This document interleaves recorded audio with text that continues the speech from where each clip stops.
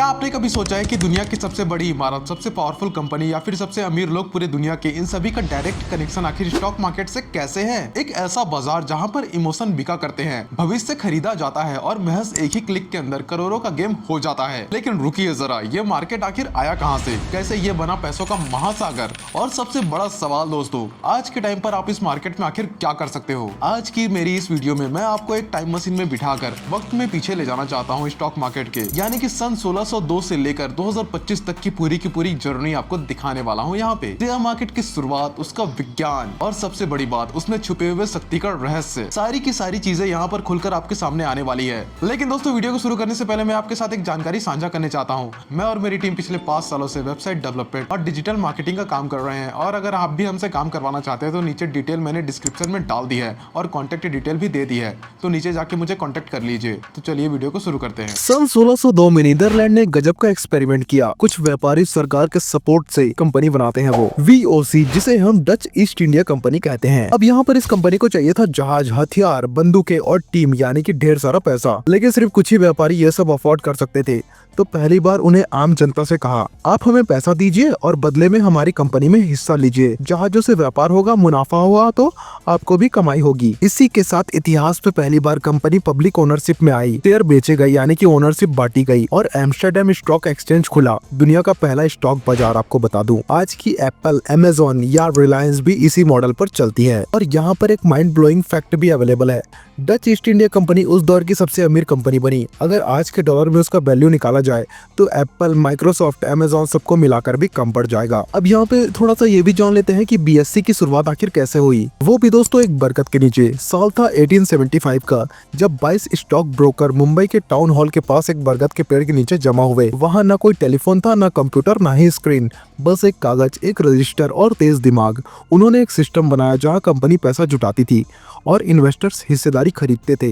यहीं से जन्म हुआ बॉम्बे स्टॉक एक्सचेंज, BSE का। यह सिर्फ इंडिया का नहीं बल्कि एशिया का सबसे पुराना स्टॉक मार्केट है। 1992 में जब हर्षद मेहता स्कैम ने देश को हिला दिया था, तो सरकार को समझ आ गया था कि सिस्टम को पारदर्शी बनाना पड़ेगा। इसलिए जन्म हुआ यहाँ पर नेशनल स्टॉक एक्सचेंज, NSE का।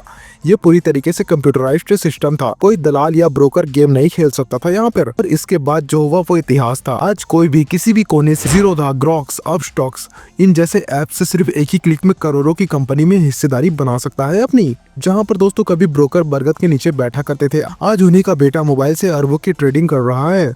वक्त बदला है पर आइडिया वही है, हिस्सेदारी का। अब यहाँ पे इस वीडियो में बहुत बड़ा सवाल उठता है कि आखिर शेयर होता क्या है। देखिए, शेयर कोई जादू की चीज नहीं है, एक सर्टिफिकेट है ओनरशिप का, यानी कि आपकी हिस्सेदारी का सबूत। अब मान लो फॉर एग्जांपल, यहाँ पर आप और आपके 3 दोस्त मिलकर एक चाय की दुकान खोलते हैं। उस चाय की दुकान का वैल्यूएशन होता है 1 लाख, यानी कि मेरा मतलब है 1 लाख लगता है उस चाय की दुकान को खोलने के लिए, और आप तीनों दोस्त यहाँ पर मिलकर 25-25 हजार की रकम मिलाकर खोलते हो। ठीक है, अब यहाँ पे हर कोई 25% का मालिक है। ठीक है ना, समझ गया ना? यानी कि पूरे के पूरे 4 हिस्सों में बटी हुई है ओनरशिप। अब मान लो आपकी चाय की दुकान और आपकी चाय सुपर हिट हो गई, और आप चाहते हो कि एक नया कैफे खोल दिया जाए, क्योंकि सुपर हिट वो हो चुकी है, और आप ये भी चाहते हो कि 10 और नए ब्रांड खोल दिए जाए वहां पर। ये आपकी सोच है। लेकिन यहाँ पर दिक्कत क्या है मालूम? यहाँ पर पैसे आपको बहुत ज्यादा चाहिए, जैसे कि फॉर एग्जांपल 10 लाख की रकम। अब सीधी सी बात है, यहाँ पे 10 लाख का आप लोन लोगे और ब्याज के साथ उसको सूद समेत वापस करोगे। लेकिन आप दुनिया को क्या बोलोगे मालूम है? या फिर बाहर के लोगों को आप ऐसा बोलो कि आप हमें पैसा दो और हमारी कंपनी का थोड़ा बहुत शेयर अपने पास रख लो। And it is that easy. यही है शेयर दोस्तों। तो यहाँ पर आपको ये बता देता हूँ कि शेयरों की कीमत ऊपर नीचे कैसे होती है शेयर बाजार में। स्टॉक मार्केट में हर शेयर की कीमत इस सिंपल लॉजिक पर टिकी होती है।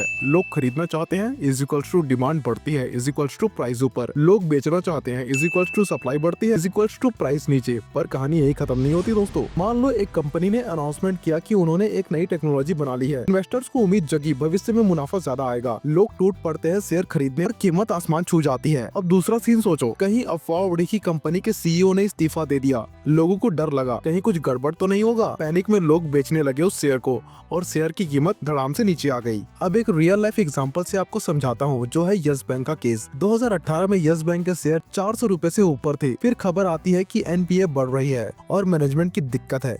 मार्केट में भरोसा खो गया और देखते ही देखते शेयर 10 रुपए के आसपास पहुंच गए। यानी कि स्टॉक मार्केट का भाव सिर्फ आंकड़ों से नहीं, इंसानों की उम्मीदों और डर से भी बनता है। अब दोस्तों, आज के जमाने में आखिर स्टॉक मार्केट क्यों जरूरी है? पहले मेरे मुंह से एक आम आदमी की जिंदगी सुन लो। हर महीने की सैलरी इज इक्वल्स टू खर्चे is equals to EMI is equals to थोड़ा बचा पैसा, जो अक्सर सेविंग अकाउंट में डाल दिया जाता है। अब सवाल ये है कि क्या वो पैसा बढ़ता है? ये आपसे सवाल कर रहा हूँ मैं, नीचे बताओ। अब थोड़ा सा यहाँ पर इस सवाल को उत्तर देने के लिए आपको रियलिटी चेक दे देता हूँ। बैंक में FD का ब्याज कितना आता है मालूम है? 5 से 10% का। महंगाई किस दर से बढ़ती है? 6 से 7% की दर से। यानी कि दोस्तों, असल में आपका पैसा धीरे धीरे घट रहा है। पर अगर यही सेम टू सेम पैसा सही तरीके से स्टॉक मार्केट में लगे तो, यानी कि systematic investment plan plus patience plus research, यही तो है पैसा वेल्थ जनरेट बनाना। और यही इक्वेशन यहाँ पर वेल्थ जनरेट कर सकती है आपके लिए। अब यहाँ पर एक रियल लाइफ इंस्पिरेशन देता हूँ आपको। राकेश झुंझुनवाला जी के बारे में आपने सुना ही होगा। एक मिडिल क्लास चार्टर्ड अकाउंटेंट का बेटा 1985 में सिर्फ 5,000 से स्टार्ट किया था उन्होंने, और बना 40,000 करोड़ का पोर्टफोलियो उनका।